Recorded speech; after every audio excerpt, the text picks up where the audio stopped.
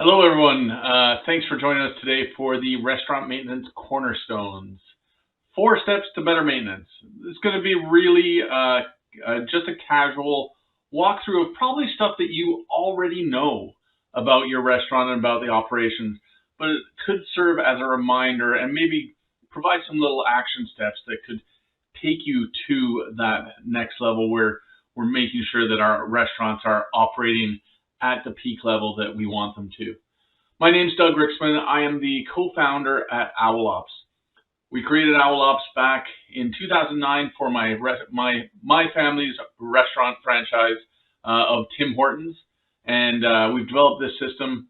Now we have over 4,000 restaurants that we're learning from on a daily basis, and helping us develop content like this to perhaps help you with operating your operations. So we'll go through this, and then hopefully at the end you might have one or two key takeaways that will help you and your team maybe take the next step or prompt you to take the next step in fine-tuning your restaurant operations. So here we go.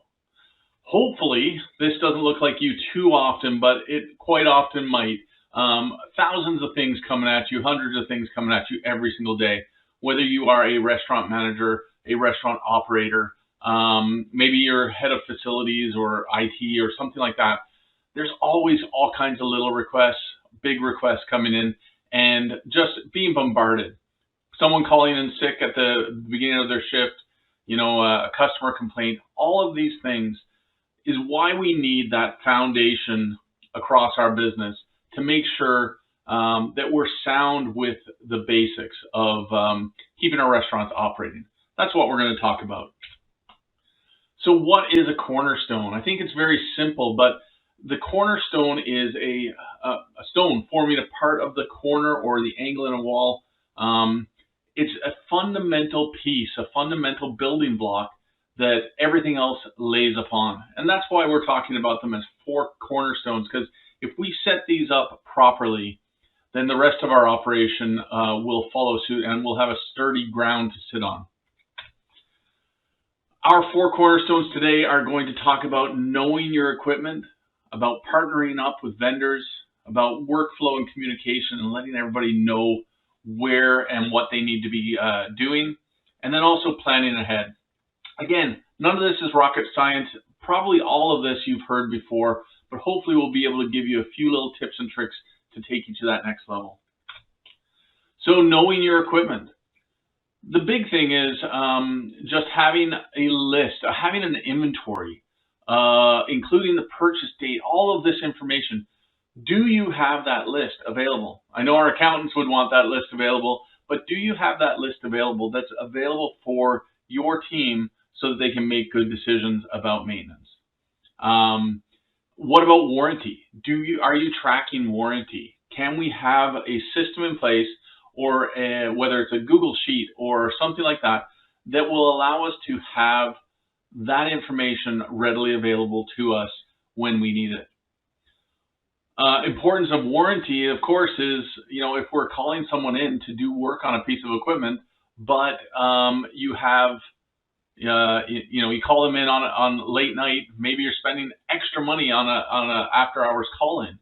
Well, if that piece of equipment is under warranty, now we've just spent money that we shouldn't have, and the manufacturer, we need to contact them and make sure. But how do we know that? You need to have that good inventory. Also, keeping track of our manuals and documentation. I know from being in the business that when you get a new restaurant or when we do a renovation or a new piece of equipment, we often will get a manual. Nowadays, it's quite often online, which is an amazing thing. But it used to be that we would put it up in the binder, never to be seen again. It would collect dust. We'd pull it down 5 years later. Manuals and documentation need to be available to the people that are doing the work. So whether it's your technician, whether it's an in-store maintenance person, or a vendor, we want to be able to save them time and effort, have that information readily available. And then, of course, the history. If we have a log of what's going on, whether it's in a red book, a green book, there's a lot of different ways of, a lot of different people track these things differently. But having something that's readily available, available to not just one person, but to everybody across the board, so that we can see those issues and make very good decisions on repair versus replace. At the end of the year, you always have that issue where a manager or supervisor is like, yeah, there's one of those coffee brewers that's always breaking down, just don't know which one. Or isn't that the one that's always breaking down? Well, if we keep track of that information someplace, like I said, Google Sheet, Office 365 document, whatever it is, have a system in place where we're logging that information so we can make really good repair versus replace decisions. So the next cornerstone is partnering up, really concentrating on how do we establish good relationships with our vendors so that it's successful for both of us. So a lot of this is about just getting to know them better. So knowing their service offering, knowing their hours and their rates, their emergency hours and rates. What is the call-in process? Do they have insurance? Do they have certifications? If we're just going with a phone call and asking them to come in, there's a lot of unknowns. And then there's even more unknowns if we're just handing off that phone number to our restaurant operators or restaurant managers. These things should be very well defined. Have that conversation with your vendors up front. So whether you're HVAC or refrigeration guy, you want to know their expectations, or you want to set good expectations for them, and you want everybody on your team to understand what the response and what to expect on your side. The key to this, as is the key to a lot of different businesses and business problems, is communication. You just want to make sure that you get that information and then disseminate it and spread it out amongst your organization so that there's no guesswork. You know exactly what the relationship is with that vendor. Next thing, it's still in the same vein of communication, obviously, workflow and communication. And this could be internal and external. But really, this is helping your team to know who, what, when, and how. So who do I call? Under what circumstances? When should I call them? Is it after hours? Do I call someone for an after hours call on a Saturday night for a soap dispenser hanging off the wall? Probably not. But if we have so much turnover in the industry right now with managers, we need to have this well defined so that if you plug someone into that position, that they have the information available to them. The information can be available in a lot of different ways. We'll share a form at the end where it might be helpful to define this so that you can have this information available to them when they need it. So again, it's who. Make sure your team knows who to contact and make sure they have the contact information. What? Train them on how to clearly communicate what the issue is. Again, soap dispenser hanging off the wall on a weekend, probably not a big deal. But if your ice machine stops on a Friday night, or even if your third or fourth coffee brewer stops on a Friday night, guess what? Monday morning, we don't want surprises. So you want to make sure that they're aware of situations and train them on that so that they know.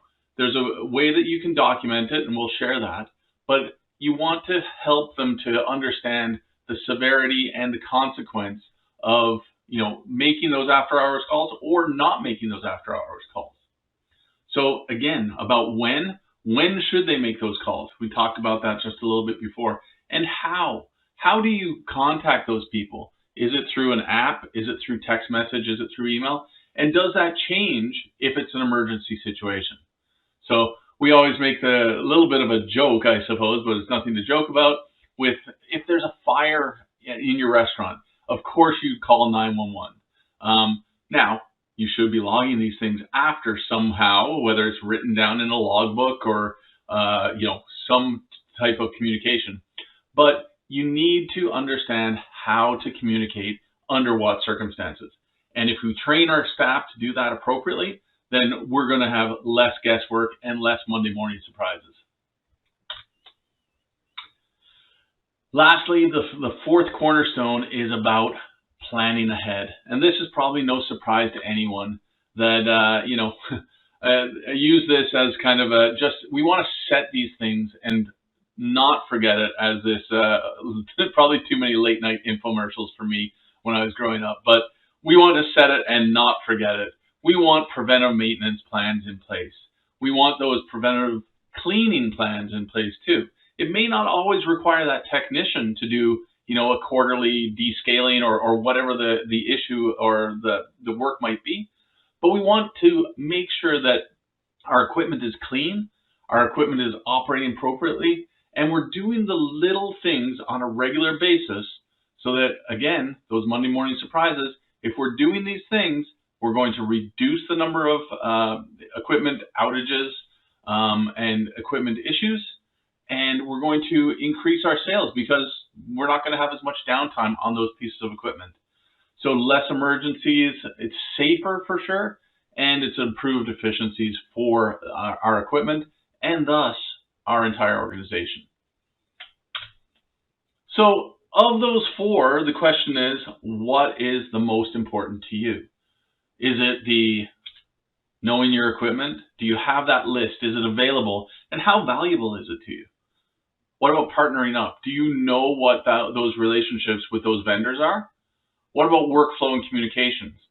Do your managers really know under what circumstances the who, what, when, and how to contact their partners?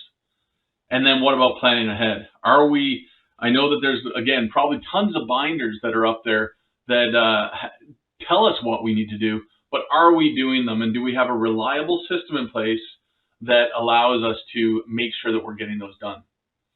The big one for me is what I see is the workflow and communication. It's an easy one to communicate and to start, and it's going to evolve, but it's an easy one so that every manager will know where and how they should be responding. The neat thing with this is that it doesn't have to be all at once. You don't need all four of those immediately. You can pick away at those. And where we've seen the best success in all of this, and not just with a system like OwlOps, although that can greatly help your success, is to just pick one and start.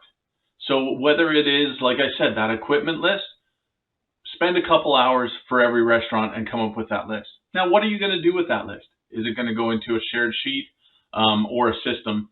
Those are things that you need to figure out. But the workflow piece, that is a really great one that can bring you tons of value up front. And then maybe it's the vendor piece.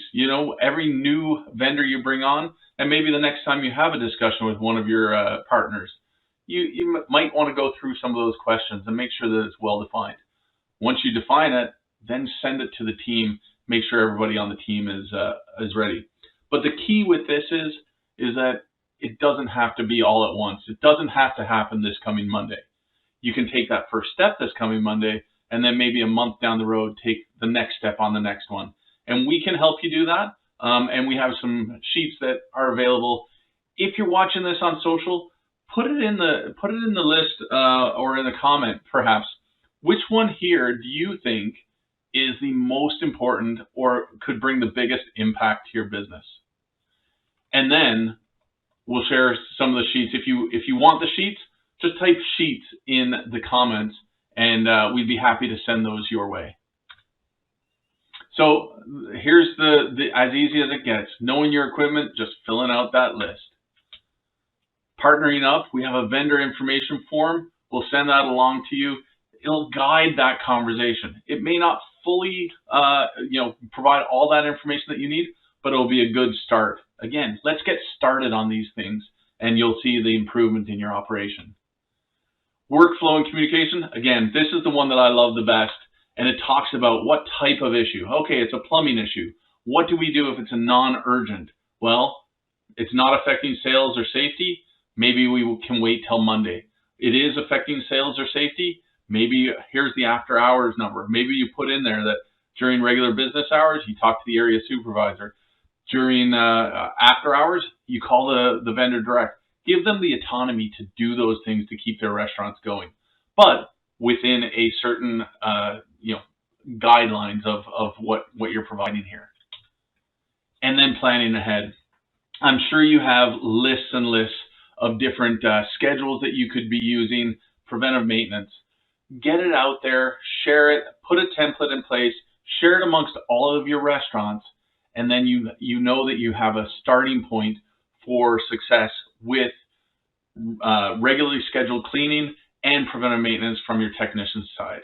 We're going to have that equipment running. We're going to extend the life of that equipment, and it's going to pay dividends for less downtime, less customer complaints, and just help you operate your business.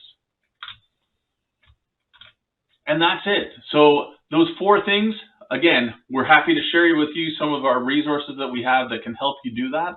Whether you choose to do it with Google Sheets or some other type of system, absolutely fine. If you want to keep it in a file folder in your office, absolutely fine. Just make sure you're sharing that information and communicate. Make sure your team knows what the expectations are, what the processes are, and go from there, I guess. OwlOps, we can help you with all of this in our platform, and we'd love to share with you a little bit more on how that might work. If you're interested, shoot us a note. You can send us a note at support@owlops.com. We can set up a time to walk through that with you. And other than that, thanks for paying attention to this. Hopefully you picked 1 or 2 things that is important or that might add value to you. And again, start slow, but get started. Thanks again. Talk soon.